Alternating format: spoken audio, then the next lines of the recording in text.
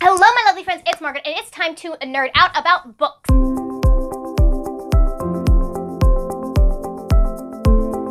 I'm coming at you with the second half of my December wrap-up. There is a part 1, stats are in there. We're just gonna keep on going. The next book I read is The Young Elites by Marie Lu. I gave it 3 stars. This is about Adelina, and she has basically been affected by this blood fever that swept through the country. Only children survived it, and the children that survived it, some of them developed powers, and they are hunted down because everyone is afraid of them.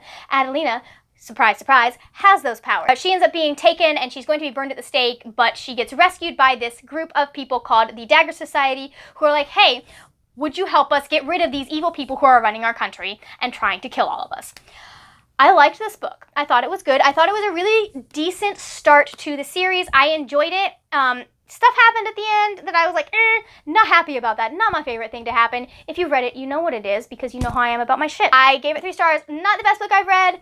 Again, that ending kind of, but also I did like this enough to want to pick up the next book. The next book I finished was Every Heart a Doorway by Shauna Maguire. This is the first book in the Wayward Children series. Basically, this book takes place in a school where children who have gone to Portal Worlds come back and kind of try to adjust to living in the normal world. It follows Nancy, and she has been in a world that's kind of like the underworld, and she's trying to figure out how to get back there, as most of the children are. While she's there, people start turning up dead, and they kind of think it's her that's doing it because she's got underworld vibes, I guess. I don't know. Anyways, so I gave this 3 stars. I really thought the writing was gorgeous, but the ending was just a bit rushed for me. I feel like we could have done with like another 50 pages or so to just kind of flesh out that ending and flesh out who did it, basically.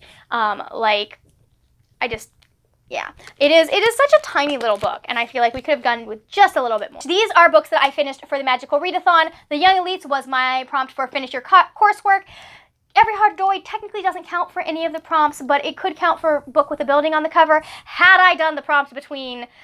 Yeah. The next book I finished, this was for Snowball Fight with the Weasley Twins, which was to read a book that you thought was going to be humorous. It's Nothing Happened by Molly Booth. It's a retelling of Much Ado About Nothing, which is my favorite Shakespeare play of all time. I love it. I enjoyed this, especially once we got past the first like 100 or so pages, because at the beginning of this, in the play, it's kind of fun and flirty, and like they're both enjoying like the banter between each other. In this, the main female character was just kind of mean, in my opinion, and there wasn't like all that banter and like flirty kind of will they, won't they, maybe they like each other, maybe they hate each other, like you don't really know. That wasn't my favorite thing, but I did really like it. I gave it 3 stars. I thought that she did a really good job of translating the storyline to a modern setting.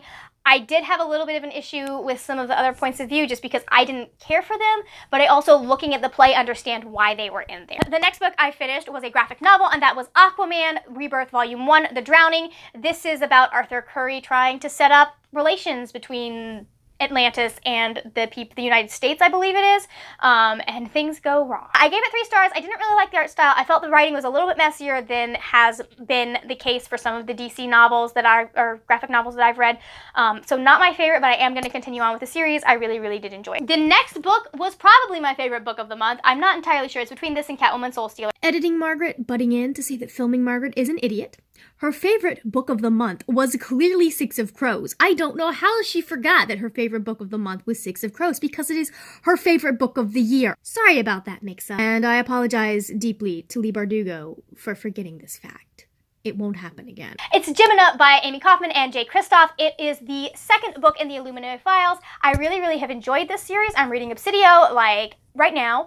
Not literally now, but this is another kind of situation that is connected to the first situation. So it's a new set of characters, but we still get interaction with the original characters from Illuminae, and I really liked that. I really liked the characters that we got in here. It wasn't quite as awe-inspiring as Illuminae was, so I only gave it 4 stars, but still, it was a good, solid novel. It's a great sci-fi, especially if you're trying to get into sci-fi. These are great books to be reading, okay? I mean, I'm serious. The next book I finished was, unfortunately, my least favorite book of the month, which is really sad considering that the first book of this author's that I read, I absolutely adored. It's still one of my favorites, and I'm probably going to be rereading it soon because I'm reading the sequel right now. But that is The Rose Society by Marie Lu. I enjoyed it at the very beginning because there was angst, and I thought I knew what was going to happen. But as we went into this book, I started liking it less and less and less, and so yeah, I only gave it 2 stars. The main character really turned me off to this series. I did check to see what happens in the next book because I didn't want to give up on the series entirely, but I was starting to get a vibe that I wasn't going to like how the series ended, and I was correct about that vibe, so I am not continuing on with the series. I don't mind spoiling myself for the end of the series, especially one that I'm not particularly attached to, but two of my least favorite things that an author can do happen in the next book, so I see no reason to put myself through that for what's going to happen. So unfortunately, I am going to try Legend because one of my best friends says that that's really good and she really liked it. So I'm going to read that one, but I am not continuing on with the Young Elite series. The next book I finished was Paper Towns by John Green. This is the next book after I finished my Lightning Thief video for Read the Book, where I read the book and I watch the movie and I compare the two and talk about them. I gave it 4 stars this time. I think I might have overrated it the first time. I really do appreciate, I think I've said this in my vlogs, so I'm not going to go too much on it, but I really do appreciate the friend dynamic that Q has around him and like the things that are explored about how we see other people. I really think John hits that, like that idea of how we will see people one way and then we'll learn something about them and it will seem completely out of character, but once you realize they're a whole person, it's not as weird. I just really enjoyed that. I really enjoyed the fact that he was having to grapple with the different faces of this one person, and I really like how it kind of, in my opinion, takes down the whole, like, it's basically a commentary on the manic pitsy dream girl trope. The next book I read is possibly my favorite book of the year. I don't know, it's that or the sequel. We're not entirely sure, but that is Six of Crows by Leigh Bardugo. This is the second time I've read it. I reread it with my brother, sort of, on audiobook because we like to listen to audiobooks occasionally together. I possibly loved it more the second time than I did the first time, just because I know things that are going to happen. Oh, I know things that are going to happen. That was, yeah. There were a couple moments where that hurt. But most of the time I was really excited because I knew things that were going to happen. This is about this crew of 6 teenagers that is put together by a young man named Kaz Brecker. He is part of the Dregs gang in Ketterdam. He's basically the second hand of the guy who runs the gang, and he gets approached with this nearly impossible heist, and he goes, I think I can do that, for however much they're going to be giving them. And so he puts together a team of 5 other teens, and they are all going to this impenetrable ice court to try and rescue someone and bring them back to Ketterdam. And it is magnificent. Listen, if you read nothing else by Leigh Bardugo, you need to read this series. It is mind-blowingly good. Like, it's just you get such a good picture of the world. You get such a good picture of the characters. They're also like fleshed out. If you like morally gray characters, there are so many in here. Specifically Kaz. But like no one is like there are definitely good guys and bad guys to some extent, but everyone is so well fleshed out and you get to understand them on such a deep level, and I love it. It's amazing. Can you tell I'm character driven? Like, I closed it and I immediately wanted to reread it again. That's how this book makes me feel. In case you hadn't guessed, I did give Six of Crows 5 stars. The final book that I read in 2018 was A Time to Die by Nadine Brandes.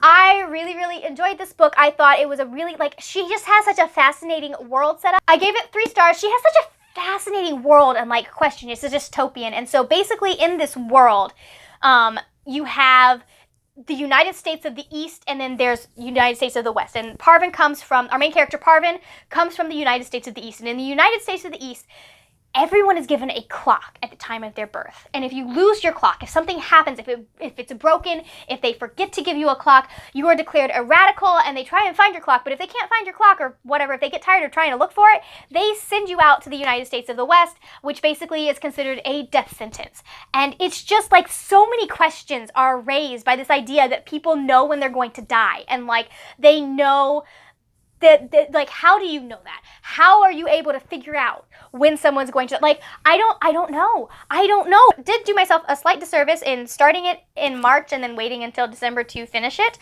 It just wasn't a priority, unfortunately, and I am going to have to wait to continue on with the series, but I do want to continue on with the series. I really, really enjoyed it. I thought it was fantastic. It is really interesting and gripping, and there are still so many questions that I want answered, so I'm going to give it at least 1 more book. So those are all of the books that I finished in December. My arms are so tired of holding things up.